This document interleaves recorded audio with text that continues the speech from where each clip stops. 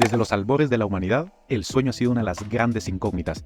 Se le han atribuido poderes místicos y sobrenaturales. Hoy, en Tu Cerebro al Desnudo, te enseñamos la neurociencia cognitiva aplicada de qué es el sueño y lo mejor, cómo utilizarlo como tu mejor herramienta.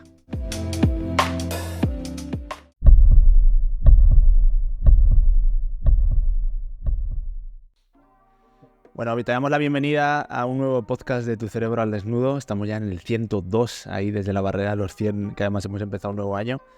Y tenemos aquí a nuestro querido neurocirujano Osman, que hoy tenemos un tema, Osman, que a mí me suscita mucha curiosidad, que es el tema de los sueños. Porque yo en su día también leí el libro este de Freud, de interpretación de los sueños, que luego veremos a ver hasta qué punto es ciencia o qué es eso. Pero tengo curiosidad. Así que lo primero que te preguntaría es, ¿qué es los sueños? O sea, ¿qué son los sueños? ¿Qué pasa dentro del cerebro para que soñemos? Bueno, pues nada, y lo primero de todo, antes de contestarte esa pregunta, ¿qué te han traído los reyes? No me has contado, cuéntame. Va, carbón.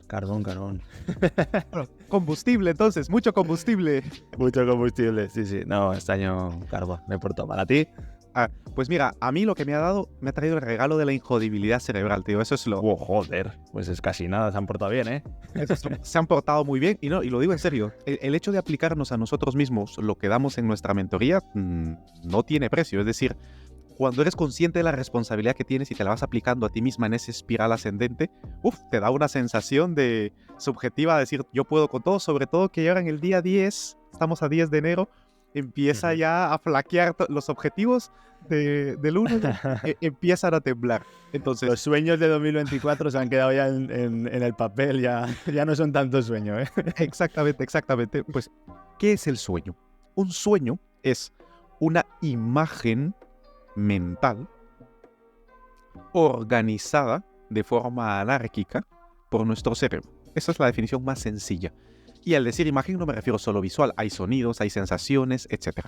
Entonces, algo más neurocognitivo, algo más científico. Distintas áreas de nuestro cerebro están reorganizando la información, que es lo que sucede en la fase en la que soñamos.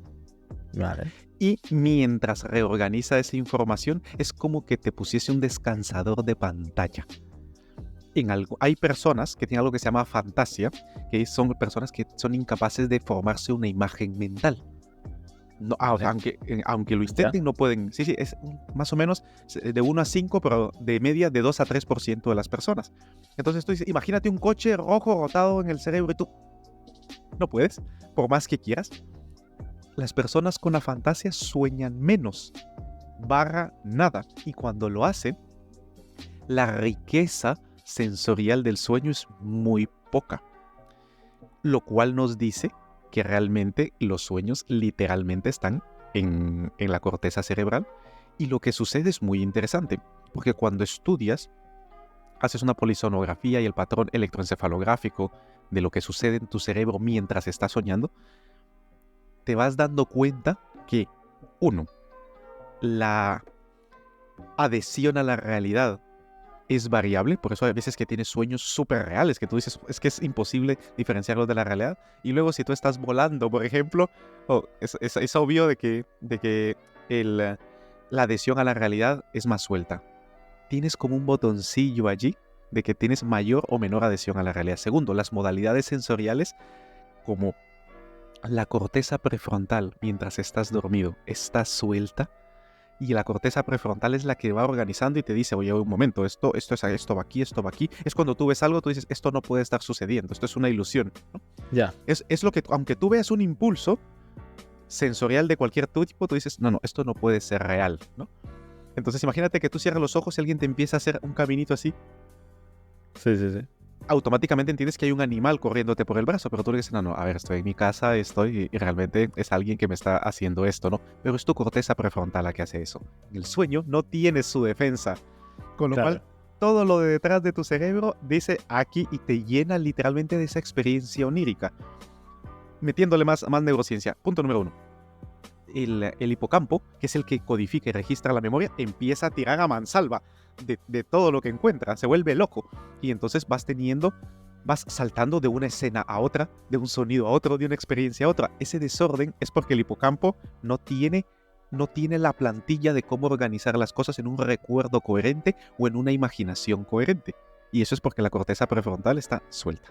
Segundo, las cortezas sensoriales, parietal con el tacto, la temporal con los sonidos, las asociaciones tridimensionales, occipital con la visión, el sistema límbico y la emocionalidad, por eso puedes despertarte llorando, por ejemplo.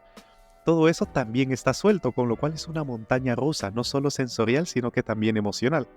Y si a eso le sumas de que estás relajado a nivel muscular y no te puedes mover, por eso hay gente que cuando hay una pequeña disociación, haces esta sensación de que sientes que te estás cayendo, y es porque tu corteza no está completa, está desconectada del tono muscular, y entonces la interpretación que hace tu sistema vestibular es de caída y tienes la sensación que te estás cayendo.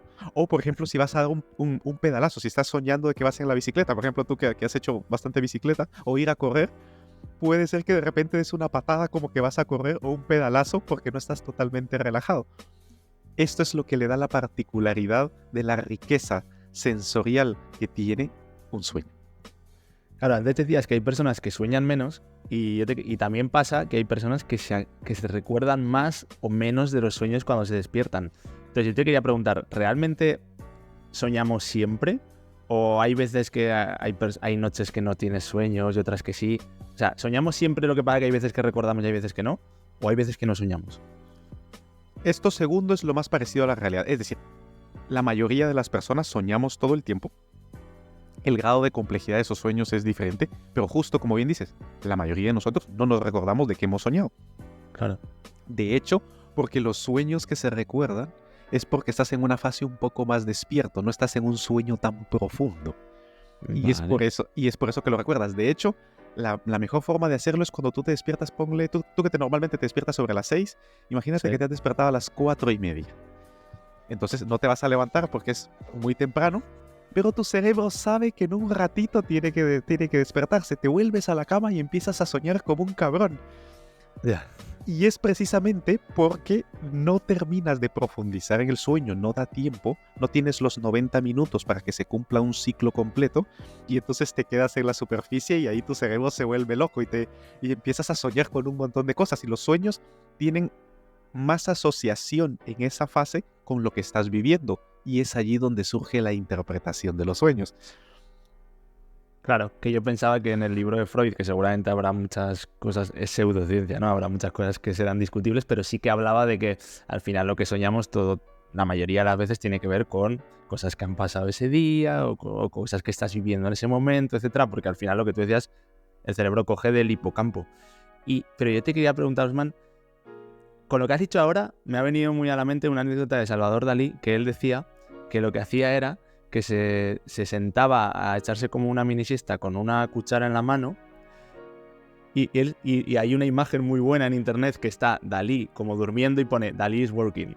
Y él decía que hacía eso porque en cuanto se le caía la cuchara al suelo, se despertaba, y entonces esos sueños que había tenido en ese periodo tan corto, sí que se acordaba muy bien y a veces le daban ideas para obras, para cuadros y tal. Tendrá que ver con esto que acabas de decir tú, ¿no? Que te acuerdas de la última fase. Claro, de hecho, vemos las obras de Dalí, precisamente está esta experiencia onírica puesta en su arte. Entonces, efectivamente, él utilizó algo fundamental que utilizan todos los genios creativos, y es que utilizan el sueño como lo que es, como una herramienta, y saben cómo usarla. O sea, no dejan su utilidad al azar. No, por ejemplo, atletas, bueno, queda claro en la creatividad. En la creatividad, si tú te despiertas a las 3 de la mañana con un montón de ideas, no sé tú, Ignacio, pero yo desde que lo leí, me lo apliqué a mí mismo y ahora sé la explicación neurocientífica. Yo tengo mi libretita, mi blog de notas, y tú ya sabes cómo son mis rayajos, Ignacio. O sea, eso es infumable. O sea, es infumable aún cuando estoy despierto. Ya cuando es dormido ya ni te cuento. Doy fe que lo tengo que traducir. Exactamente. Me despierto, empiezo así como un poseso a sacar todo lo que está en mi cabeza por dos razones. La primera es que si no lo saco, Ignacio, no voy a dormir, porque se quedará muy activada mi corteza cerebral. Y la segunda es que precisamente esa experiencia onírica de ordenamiento de la información me ha provisto de una perspectiva que cuando estoy despierto no tendré. Claro. ¿Por qué? Pero ¿por qué no la tendré? Ahora ya sabemos la explicación. Porque mi corteza prefrontal tiene puesto un freno, y un freno muy potente. Hay personas que su naturaleza es ser pues muy ordenadas, muy timadas, muy sistemáticas, y aunque tengan poco o mucho freno prefrontal, no cambian significativamente su forma de ser y su comportamiento. Yo no soy de esas personas. Yo necesito que tener los 2 pies metidos en el freno de mano y cuñas, porque si me dejas a mi libre albedrío, mis sueños son así. Entonces, punto número 1, tener siempre algo con que anotar cuando te despiertas soñando. Punto número 2, se llama el primado del sueño o el anclaje del sueño. Cuando ya estás realmente que ya te estás quedando dormido, esto es importante, Ignacio. Tienes que estar ya casi quedándote dormido, porque si estás despierto no vas a poder dormir. Claro. Entonces, cuando ya te estás quedando dormido, asocia algo en lo que quieres que tu cerebro trabaje. Por ejemplo, tú dices, oye, ¿cómo hacer que tu cerebro al desnudo sea el mejor podcast del mundo? El mejor negocio injodible. Pues justo cuando ya te estás durmiendo, duérmete con esa idea. Y entonces, con ese primado, ¿qué es lo que hace? Tu hipocampo se quedó con esa idea y entonces recuerda que tienes una red semántica, y al quitar el freno de tu corteza prefrontal, entonces tu hipocampo está literalmente como en Google o como ChatGPT, buscando asociaciones con ese concepto que le has dejado. Si lo haces despierto, ya no te dormirás porque activarás tu corteza cerebral y no podrás dormir. El timing aquí, el momento es fundamental. Así que los que entraron a escuchar este podcast, con solo que se lleven estas 2 ideas, tener una libretita para anotarlo, para despertar por la mañana, y cuando ya se estén quedando dormidos, dejar esa idea en la que quieren que su cerebro trabaje por la noche, pues eso ya compensó el haber entrado al podcast, ya te lo digo. ¿Y influye algo en que ese priming lo hagas diciéndotelo en voz alta o simplemente diciéndotelo internamente? Porque claro, no te puedes despertar, entonces... Porque me interesa mucho saber cómo hacerlo, ¿sabes? Bueno, te lo cuento después que me digas tú cómo podemos obtener más información de esta todos los días. Eso, lo contamos en una cerebrina, nuestra cerebrina diaria, que es esa dosis de neurociencia que enviamos cada día a los suscriptores de tucerebraldesnudo.com, que te suscribes ahí gratuitamente. Además, cada día recibes un email cortito que lo lees en 1 o 2 minutos, que te cuenta una anécdota, una curiosidad, algo útil sobre cómo funciona tu cerebro en el día a día, y vas a poder luego con ello conocerlo mejor y saber usarlo mejor. Así que suscríbete en tucerebraldesnudo.com, que es gratis, y ya hay 4.800 y pico personas ahí leyendo cada día a las 3:15 de España su cerebrina, así que... Comunidad a la que llamamos Cerebros Injodibles, por cierto. Cerebros Injodibles. O sea, que si quieres ser injodible, que mola mucho, suscríbete. Oye, pues te lo dejo a ti. Si quieres lo contamos en la cerebrina. Claro. Lo vamos a contar porque ya lo has preguntado, entonces no vamos a defraudar a nuestra audiencia. No importa. Esto es lo importante. Que no importa. Lo que sí importa es la claridad semántica con la que lo hagas. Es decir, si dejas una idea confusa, no adecuadamente estructurada, muy compleja, no vas a poder dormir. Y entonces es cuando tú dices, no, o sea, esto me ha pasado a mí en primera persona, o sea, lo he leído en la ciencia, está descrito que el priming funciona. Segundo, en primera persona, a mí no me funcionaba al inicio, o sea, esto es un bulo, esto no es verdad. Y no, es que no lo haces bien. La idea tiene que ser muy sencilla, mira, como en la película Inception, Origen, de DiCaprio. La idea tiene que, cuando la vas a meter en tu mundo onírico, en tu mundo de los sueños, tiene que ser lo suficientemente sencilla para que funcione como una semilla. Y entonces, literal, te pongo el ejemplo, es cómo hacer que tu cerebro al desnudo gane más dinero, ¿no? Esa es una idea sencilla. Aplicarla es compleja, pero la idea es sencilla. Entonces, en mi caso, a veces cuando hay alguna mentoría, sobre todo, que son complicadas, como la última que hicimos, te quedas allí pensando y entonces digo, ya cuando estoy ya casi dormido, la pongo muy, muy claro. Y entonces digo, ¿cómo tener éxito? ¿Cómo el cerebro procesa el éxito? Y entonces ahí vamos. Si lo haces en voz alta o voz baja, no importa, pero tiene que ser una idea corta, sí, y muy sencilla, Ignacio. Lo importante es que sea muy sencilla, que tu cerebro la entienda. Claro, que no le dejes ahí confuso, porque si no te vas a dormir y se queda el hipocampo diciendo, perdona, que no lo he entendido, dímelo otra vez, y tú ya estás roncando ya. Exacto. Bueno, muy interesante esto, porque, hostia, yo sí que había visto aquella imagen de Dalí, pero no había visto la potencia que tenía el sueño como herramienta. Y ahora te pregunto, porque claro, yo sé que el cerebro nada pasa por casualidad, todo está muy bien hecho y todo tiene un porqué y viene por algo, etcétera. Ya hemos entendido por qué soñamos, pero ¿y las pesadillas? O sea, gente que tiene muchas pesadillas recurrentes, ¿Esto qué utilidad tiene? Porque seguro que tiene alguna. Claro, no, por supuesto, por supuesto. La pesadilla, es decir, un sueño con valencia negativa, que eso es una pesadilla, las tenemos todos. Claro. Sin embargo, el terror nocturno, que es el extremo, y las pesadillas recurrentes, que es lo que tú estás comentando, se cataloga como un trastorno del sueño. Vale. Porque se aleja de la normalidad y de la utilidad. Y es porque estructuralmente en nuestro cerebro, las zonas del cerebro que se encargan de hacer ese balance entre dormido y despierto, por una parte, y entre realidad e imaginación, por la otra, están disreguladas. El sueño, Ignacio, tiene 3 componentes. Lo primero es que tú no te muevas y que no estés despierto, que estés dormido, parecerá una obviedad, ¿no? Es que baje tu nivel de conciencia. Eso está en el tronco de tu cerebro, ese es uno. Lo segundo es que las áreas de tu corteza cerebral estén en el mínimo funcionamiento, ¿no? Estamos arriba. Y luego es que tiene emocionalidad neutra. Normalmente, aun cuando sueñas, no sueles tener grandes excursos de emocionalidad, porque tu hipotálamo también está funcionando al mínimo para mantenerte vivo. Las pesadillas recurrentes lo que hace es que el sistema reticular activador del tronco está disregulado, entonces estás en una fase entre bloqueado, motor, no te puedes mover, pero en tu nivel de conciencia estás entre dormido y despierto. Por definirlo de alguna manera, la experiencia sensorial es muy caótica, muy intensa, y luego la valencia emocional también. Y en los terrores nocturnos, la regulación autonómica, es decir, el estrés, frecuencia cardíaca, frecuencia respiratoria, tensión sanguínea, sudoración, etc., está disregulado totalmente. Entonces, ese variable de la homeostasis, que es como se utiliza en medicina, el equilibrio del estado interno, está disregulado. Por lo tanto, las pesadillas y los terrores nocturnos son trastornos del sueño. Una pesadilla, ¿qué sucede en una pesadilla? Sucede lo mismo que un sueño. Lo único es que en lugar de activar emociones positivas o no activar emociones en lo absoluto, que sería un sueño neutro, te activa emociones de valencia negativa. Y recuerda cómo las memorias, como la imaginación y como el análisis de escenarios, el hipocampo las tiñe de la emoción que estás sintiendo. Tú puedes traer una memoria feliz a tu cabeza y si ahora estás triste la vas a volver a guardar pero con tristeza. De allí lo importante que cuando estés triste no te traigas, que eso es una de las causas que perpetúan un estado depresivo.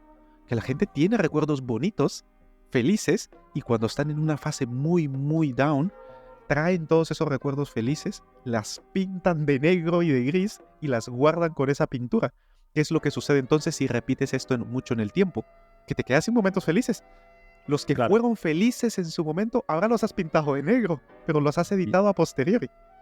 Hostia, esto es muy interesante porque es como esa edición que haces errónea y de repente le das a guardar y dices, mierda, que ahora no puedo hacer control Z, joder. Exacto, porque una vez lo guardas ya no puedes hacer control Z, lo que puedes hacer es traer esa memoria conscientemente, que es lo que enseñas en terapia cognitivo-conductual, que habías guardado mal, traerla y volverla a pintar de rosita, pero la capa de gris y de negro se la lleva. O sea, claro. Lo que se conoce coloquialmente como cambio de narrativa, cambio de chip, cambia la historia que te cuentas.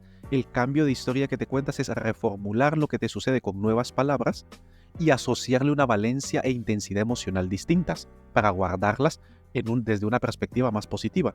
Lo mismo que sucede cuando imaginas, lo mismo que sucede con tu memoria, es lo que sucede cuando sueñas, es lo que quiero decirte. Que se activa la red cognitiva semántica que todos tenemos. ¿Y qué herramienta más potente? Date cuenta que es como tienes tu propio chat GPT, tienes tu inner net, tu internet propio de dentro, tu intranet cerebral personal, a la que puedes mantener activa mientras tú estás durmiendo. O sea, es la bomba eso. Joder, pues creo que este podcast es muy interesante porque no solo hemos visto por qué surgen los sueños, cómo funcionan y la interpretación, sino que mucho más importante, hemos visto cómo poder usarlos porque son una herramienta y además has explicado lo del priming, que me parece algo brutal. No sé si quieres añadir algo más, yo creo que ha quedado un podcast redondo, ¿eh? En este caso, recordar siempre nuestras herramientas, el ASPA, que es cómo funciona nuestra mente, que es una expresión de nuestro cerebro, y el DREAMS, que es nuestro método para gestionar la unión entre nuestro cuerpo y nuestro cerebro. Y por supuesto, Ignacio, que se acerca el lanzamiento. Quedan días para el lanzamiento de esa mentoría donde vamos a dejar entrar a muchos cerebros injodibles. Y el mensaje con el que concluimos ahora: si no controlas tu cerebro, este te controla a ti. Sé injodible. 2024, sé injodible. Y suscríbete en tucerebraldesnudo.com porque ahí vamos a hacer el lanzamiento. Aquí en el podcast no te enterarás, tienes que verlo ahí.